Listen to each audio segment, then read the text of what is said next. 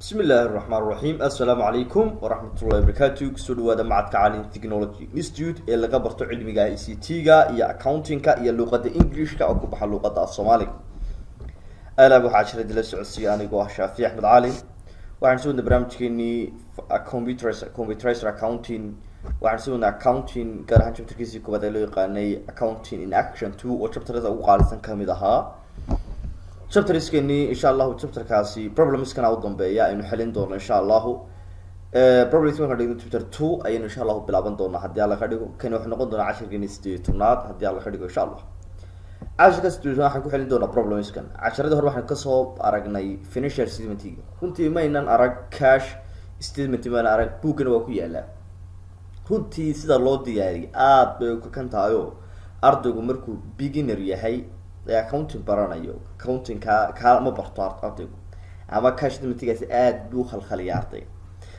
imka accounting principles-ka dad eegto wuxuu ku yaala chapter-ka shaqaale tobnaad buu ku yaala runtii marka damaan idinku dari doona course canons labada bilood dhameysano ayaan statement-ga idin bari doona insha Allah qaabka loo sameeyo laakiin hadda runtii ardayga caqabad weyn bay ku noqonaysaa runtii inuu barto qaab cash statement loo sameeyo aad bay ugu yar hawl badan tahay oo aad bay isugu soo noqonaya aad faham badan qaatay operating expense-ga bartay operating wax badan fahmay ayuu baa runtii sameyn karaa marka la page-ka chapter-ka 9aad buu ku yaala macnaheedu waxa weeye chapter-ka intaas oo soo dhigata weey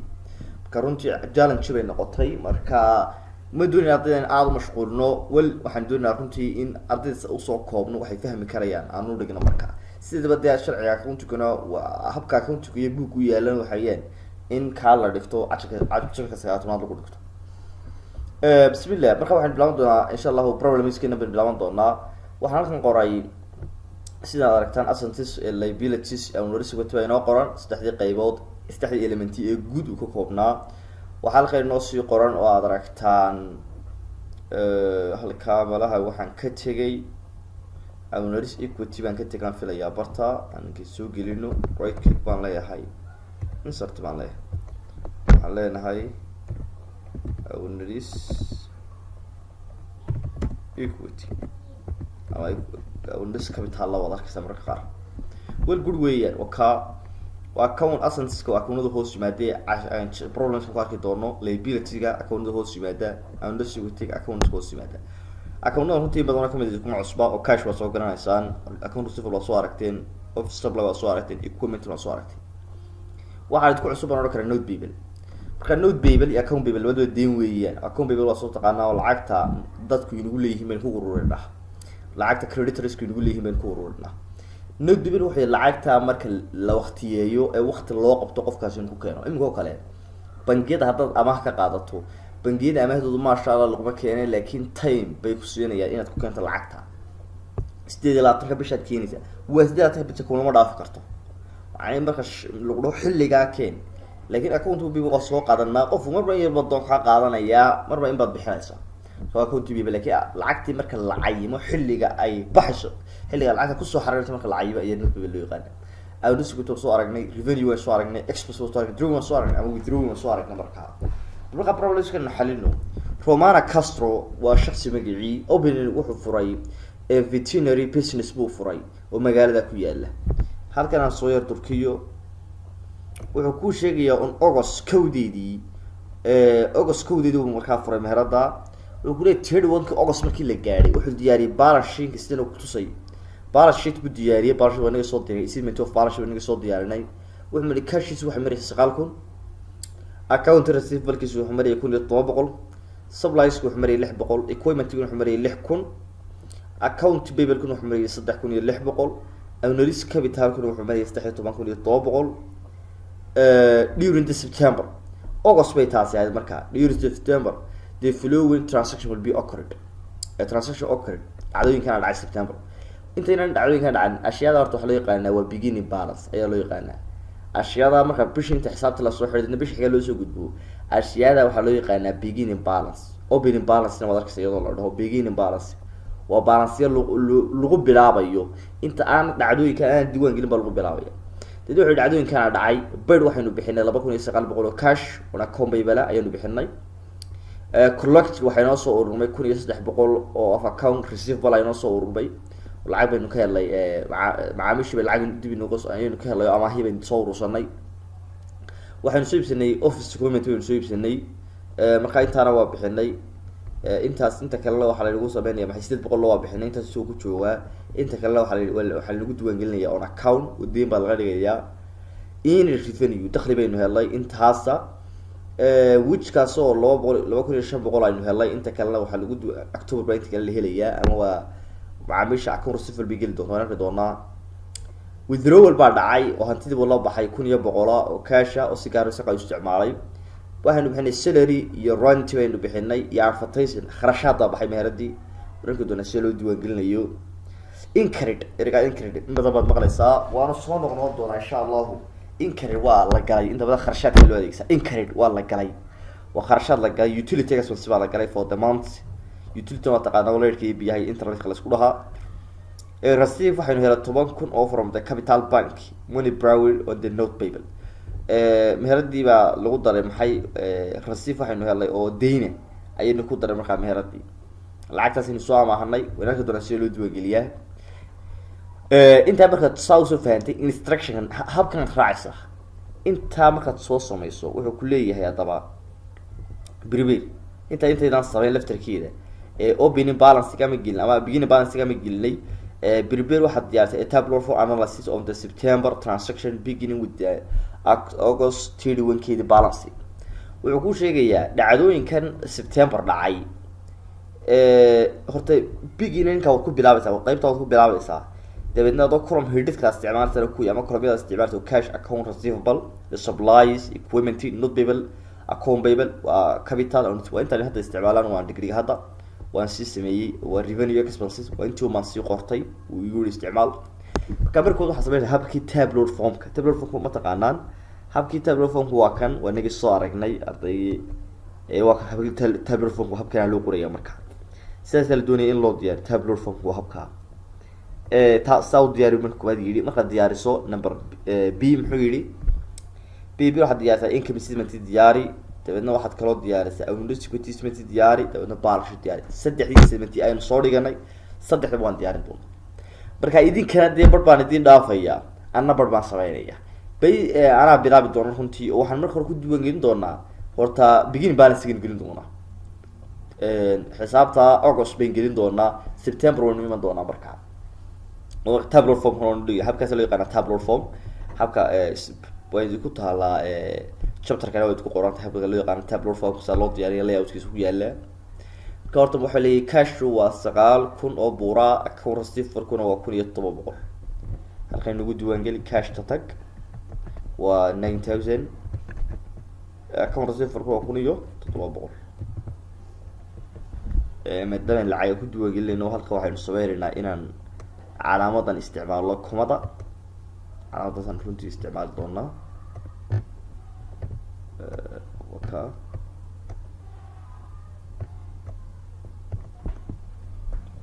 waayahay office supply-guna waa 600 buu ahaa. office equipment-guna wuxuu ahaa 6,000. intaas waa asantiskii. account payable-ka waxaynu haynaa 3,600 baan hayaa. capital-kana waxayna 13,700 baan hayaa. revenue waxa revenue ma haysanaa intaasaynu haysanaa marka subaata 600 iyo 1,700 iyo 9,000 iyo 6,000 iyo 6,000.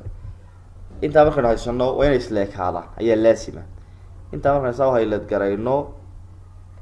waxaad aragtaa lacagtaas samkeeda soo aragtaa waa 17,300.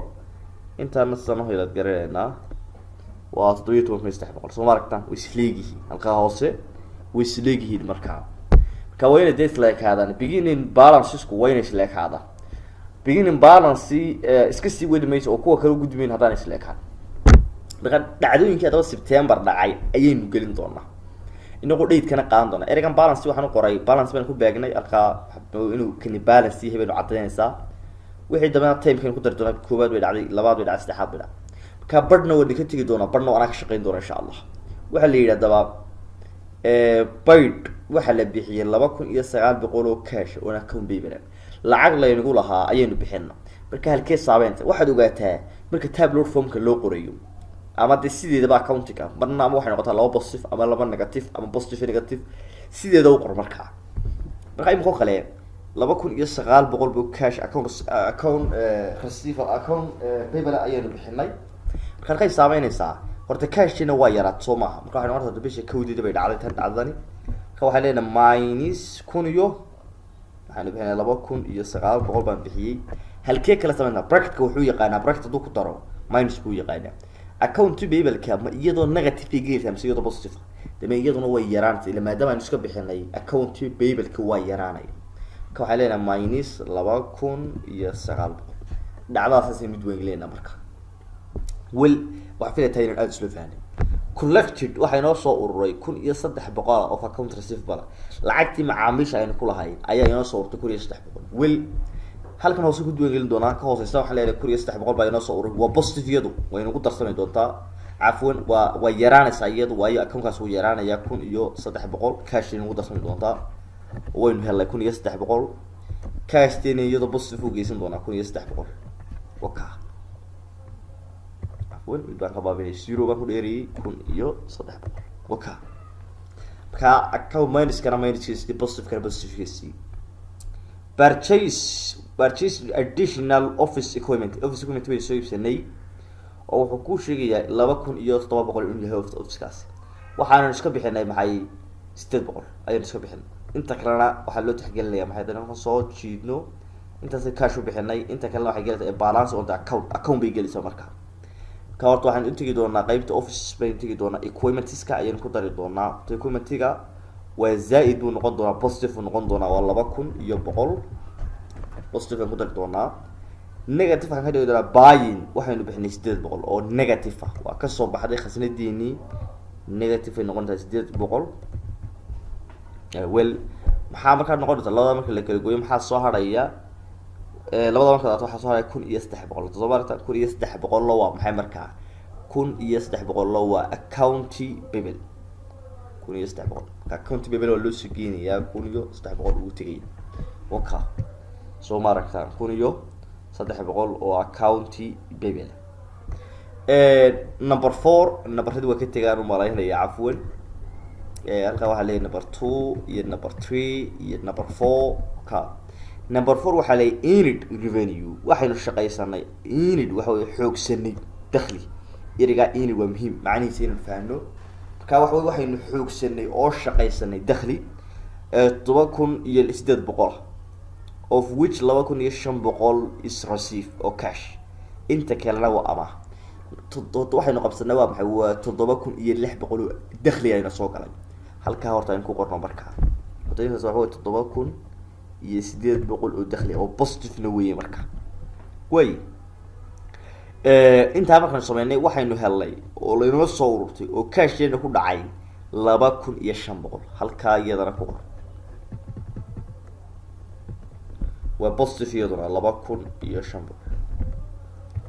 way labada hadaba marka la kala jaro maxay isku noqonaysaa waayo labadaas oo la kala gooyin inta kala account receivable bay gelaysaa labadaas marka imika inta waa marka la isu geeyo inta ay marayso marka la kala gooyo maxay noqonaysaa marka halkan aan yaro isu geeyna kala jarida ku xisabsanay ka oo laga jaray ka to 5300 5300 bay noqonaysaa marka ayaa soo haray 5300 ayaa soo haray oo geli doonta account receivable oo increase buu noqon doonaa account receivable 5300 soo maragta okay 5300 afartii bisha kan ugu dambaysi doona inta kale idinkaan idin dhaafi doona runtii ardayda ila socota waxa fiican ardayda ila socotaan filayaa ama intooda badan wax yar iga dambeeyaan exercise kan aad baa la iska sugayay exercise kan waa exercise in badan la sugayay aad baa la isla sugayaa waxaan intooda soo fahminay isla eegi doonaa waaye waxa la yiri number 5 maalinta shanaad maxaa dhacay cadda 5 transaction 5 waxa dhacay withdrawed lacag buu la baxay oo 1100 ayuu la baxay hantiilii marka horta wuxuu kala baxay cash to 1100 cash ku 1000 iyo minus na ka dhig minus 1000 iyo minus 1100 markaan soo aragnay xagee kale saameynaysaa withdrawing kay saameynaysaa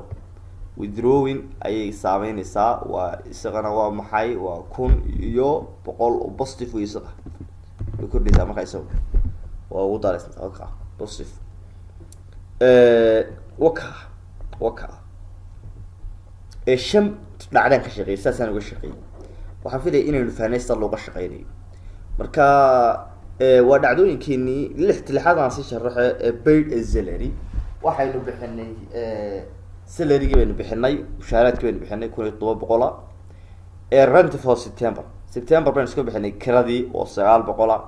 advertising baynu sameynay advertising express baynu sameynay oo 450 waka sidee loo diiwaangeliyay how to record diiwaangeliyay insha Allah waan idin dhaafayaa kharash baynu galay utility baynu iska bixinay horta wuxuu ku yiri incurred utility expense for the month on account halka fahma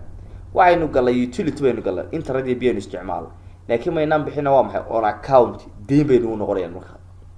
waa kharash aynu galay waa leerkii oo kale in bishan bixinaan waa biyo kale in bishan bixin sidee loo diiwaangeliyay taas ma la dhigi karo on account waa aniga soo sheegnay on credit oo isku macnaheeyo marka receive waxaynu helay 10,000 oo from the capital bank money borrowed on the note payable lacagtaasaynu soo amaahanay